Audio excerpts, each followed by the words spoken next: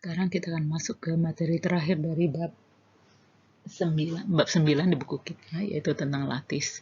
Ini masih ada kaitannya dengan relasi ekivalen. Terus kita berlanjut kepada poset, dan di sini nanti kemudian kita juga belajar tentang third order totally ordering. Nanti kita akan memanfaatkan di lattice ini. Sebelum masuk ke lattice, kita akan mereview batas atas terkecil dan batas bawah terbesar dari suatu poset S urutan. Di sini, himpunan A adalah subset dari S. Elemen X disebut batas atas terkecil dari subhimpunan A, atau kita sebut dengan least upper bound dari A, jika X sendiri adalah batas atas dari A, dan X lebih kecil dari Z untuk semua Z batas atas dari A. Jadi, X adalah batas atas terkecil. Kemudian, Y disebut batas bawah terbesar dari A atau greatest lower bound dari A jika Y adalah batas bawah dari A dan Y itu lebih besar dari semua Z yang merupakan batas bawah dari A. Jadi jelas dari definisi ini bahwa batas atas terkecil itu adalah yang paling kecil pada batas atas, dan batas bawah terbesar adalah yang paling besar dari semua batas bawah dari A. Dan dari definisi ini nanti kita bisa mengetahui bahwa batas bawah terbesar dan batas atas terkecil itu adalah tunggal. Dan sekarang kita akan masuk ke definisi dari lattice. Suatu poset dengan setiap pasangan elemen mempunyai batas atas terkecil sekaligus batas bawah terbesar disebut lattice. Jadi di sini kita punya poset. Dan di dalam poset itu kita mengambil sembarang pasangan elemen. Jadi dua elemen. Dan setiap kita mengambil dua elemen pada himpunan di poset ini, maka himpunan tersebut, subhimpunan yang terdiri dari dua elemen ini selalu memiliki batas atas terkecil dan juga memiliki batas bawah terbesar. Jika ini dipenuhi, maka poset ini nanti kita sebut sebagai lattice. Di sini ada contoh diagram dari tiga poset yang A, B, C. Nanti kita akan lihat apakah poset ini merupakan lattice. Untuk itu, kita akan melihat di halaman selanjutnya. Sebagai contoh, periksa manakah poset pada gambar 8 yang merupakan lattice. Jadi kita memeriksa yang mana yang lattice. Untuk memeriksa apakah suatu poset lattice apa tidak, pertama kita akan melihat untuk yang A, maka kita harus mengambil setiap pasangan elemen dan kita memeriksa apakah memiliki batas atas terkecil atau batas bawah terbesar. Yang pertama, misalnya kita mengambil AB. Jadi himpunan yang berisi AB, subhimpunan dari S pada poset ini, dan kita lihat bahwa subhimpunan ini memiliki batas bawah terbesar, yaitu A sendiri, dan memiliki batas atas terkecil, yaitu B sendiri. Kemudian, kita misalnya mengambil himpunan berikutnya, himpunan B dan C. Dan himpunan ini juga memiliki batas atas terkecil, yaitu C, dan batas bawah terbesar, yaitu B sendiri. Sekarang kita akan melihat himpunan C dan D, jadi dua elemen, yaitu C dan D. Apakah himpunan ini memiliki batas atas terkecil dan batas bawah terbesar? Kita melihat bahwa di sini batas bawah dari C dan D itu adalah A dan B, dan yang terbesar adalah B. Sementara batas atas dari C dan D adalah E dan F, dan yang terkecil adalah E. Nanti kita bisa memeriksa untuk sembarang dua elemen yang lain, maka kita akan bisa menunjukkan bahwa ketika kita mengambil dua elemen atau satu pasang elemen dari poset ini, selalu kita bisa menemukan batas atas terkecil dan batas bawah terbesar. Karena itu, poset yang digambarkan dengan diagram hash pada gambar A itu adalah lattice. Sekarang kita lihat untuk gambar C. Di sini juga kalau kita mengambil yang berurutan, misalnya A dengan B, maka jelas bahwa kedua elemen ini memiliki batas atas terkecil yaitu B dan batas bawah terbesar yaitu A. Kemudian kalau kita mengambil C dan D, maka kita tahu yang menjadi batas bawah dari C dan D itu adalah A. Dan ini sekaligus menjadi batas bawah terbesar. Sementara batas atas dari C dan D itu adalah H. Dan ini sekaligus menjadi batas atas terkecil. Dan kita bisa memeriksa untuk sembarang dua elemen dari poset ini, maka selalu nanti bisa dapat ditemukan batas atas terkecil dan batas bawah terbesar. Sehingga C ini juga merupakan lattice. Nah, sekarang kita mau melihat yang B. Apakah yang B ini adalah lattice? Untuk itu, kita melihat B dan C. Kalau kita melihat B dan C, maka batas bawah dari B dan C itu adalah A. Dan ini sekaligus menjadi batas bawah terkecil. Sekarang kita mau melihat batas atas dari B dan C. Batas atas dari B dan C itu ada D, E, maupun F. Tapi dari ketiga batas atas ini tidak ada batas atas terkecil. Karena tidak ada elemen pada batas atas yang merupakan elemen terkecil dari semua elemen yang ada pada batas atas. Dalam hal ini kita tidak bisa memilih D atau E, karena D tidak lebih kecil dari E, dan E pun tidak lebih kecil dari D. Sehingga poset pada yang digambarkan oleh hash diagram pada gambar B ini bukan lattice. Contoh selanjutnya, apakah poset Z plus himpunan bilangan bulat positif dengan operasi pembagian merupakan lattice?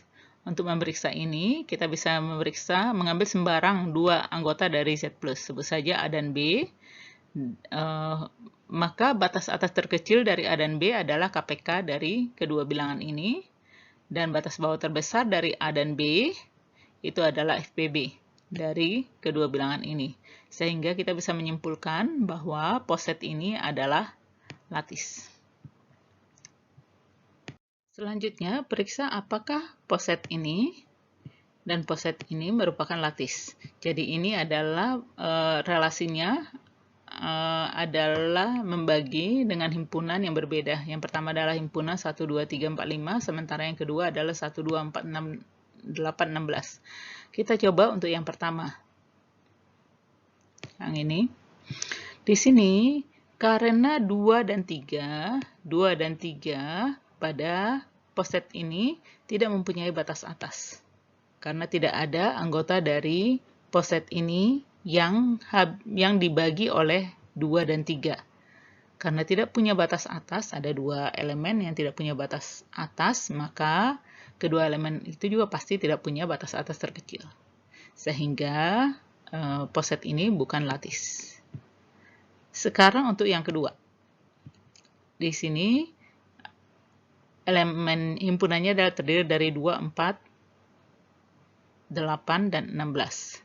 Kalau kita mengambil setiap dua elemen pada himpunan ini, maka kita selalu bisa menemukan batas atas terbesar dan batas bawah terkecil. Batas atas terkecil dari dua elemen adalah elemen terbesar dari kedua elemen tersebut. Sementara batas bawah terbesar dari dua elemen adalah elemen terkecil dari kedua elemen tersebut. Mengapa? Anda bisa cek ini mengapa demikian, Anda bisa jawab sendiri, dan kita bisa menyimpulkan bahwa poset ini adalah lattice. Contoh selanjutnya, periksa apakah poset ini, power set dari S dengan relasi subset sama dengan merupakan lattice dengan suatu himpunan S. Jadi S-nya itu suatu himpunan sembarang, apakah power set dari S dan operasi subset sama dengan itu merupakan lattice. Untuk ini, misalkan kita ambil A dan B anggota dari S, yaitu dua subhimpunan dari S yang merupakan anggota dari power set S, tentu saja. Batas atas terkecil dan batas bawah terbesar dari A dan B itu adalah A gabung B, ini adalah batas atas terkecil, dan batas bawah terbesarnya adalah A iris B. Karena ketika kita mengambil sembarang dua anggota dari power set dari S, dan selalu memiliki batas atas terkecil dan batas bawah terbesar, maka poset ini adalah lattice. Selanjutnya kita akan melihat contoh aplikasi dari lattice. Dalam banyak pengaturan arus informasi antar orang atau antar program komputer dibutuhkan izin keamanan atau security clearance.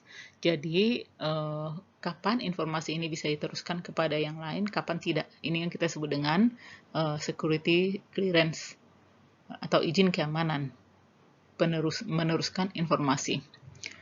Lattice dapat digunakan untuk merepresentasikan kebijakan arus informasi yang berbeda.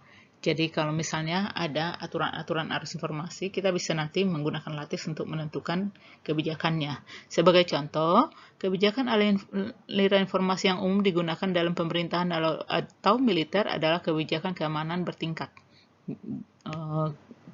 Biasanya yang paling tinggi tingkatannya bisa memperoleh lebih terbuka informasi. Tapi kalau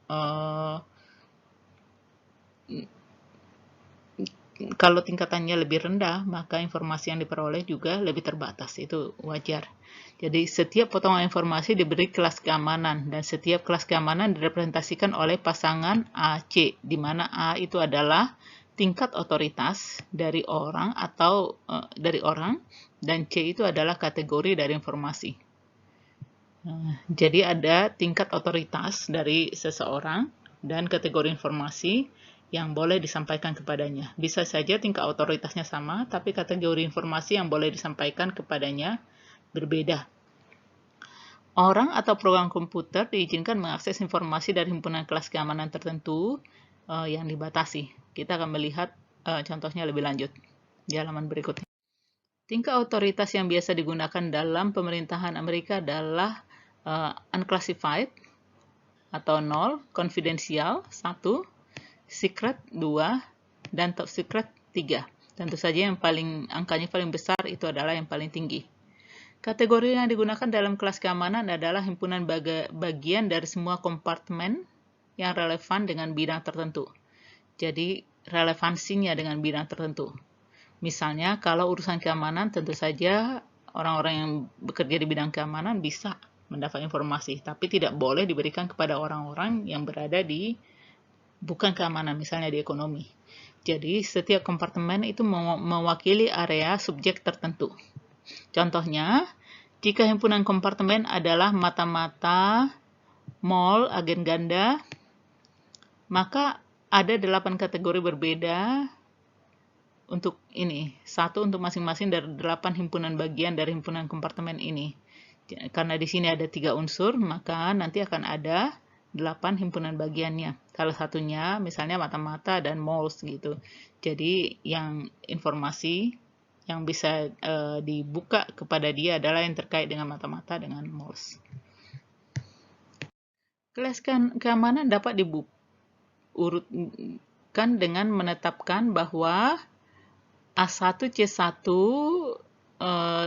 lebih kecil dari A2 C2 jika A1 lebih kecil dari A2, jadi ini tadi tingkat otoritasnya lebih kecil dari A1, lebih kecil dari A2, dan C1 subset sama dengan C2. Jadi C1 itu tadi menyatakan lingkup informasinya atau kompartemennya. Informasi diizinkan mengalir dari kelas keamanan A1 C1 ke kelas keamanan A2 C2 jika dan hanya jika A1 C1 itu lebih kecil sama dengan A2 C2.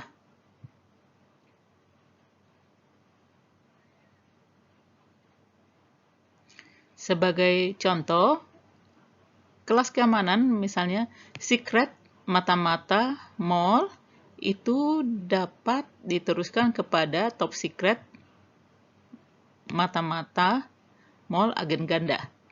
Jadi di sini kita tulis oke. Kenapa? Karena top secret atau secret itu lebih kecil dari top secret. Kemudian